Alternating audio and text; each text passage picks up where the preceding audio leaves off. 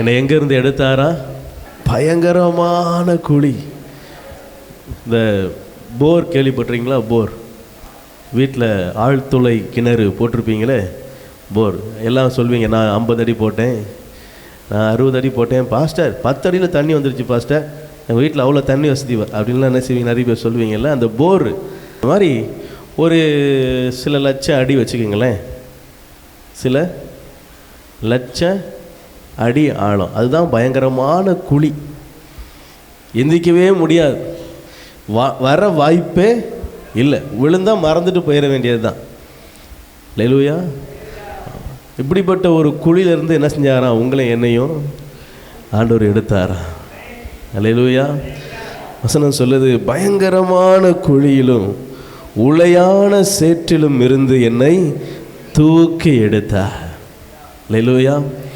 சிலுவையின் அன்பு என்னை எங்கேருந்து தூக்குதுங்க? உங்களையும் என்னை எங்கேருந்து தூக்குது? பயங்கரமான குழி, உளையான சேறு, எந்திக்கவே முடியாத சேறு, ரொம்ப கடினமான ஒரு இடம், யாரும் திரும்பி பார்க்க முடியாத இடம். இன்னொன்று சொல்லுவோமா, பன்றி உலருகிற சேறு. இந்த சேற்றில் என்ன செஞ்சிடுவோமா, அதோடு ஒன்றா தான் கிடந்தோமா. அப்படிப்பட்ட ஒரு அருவருக்கத்தக்க இடத்துல இருந்த என்னையும் உங்களையும் என்ன செய்திருக்கிறார் ஆண்டவர்?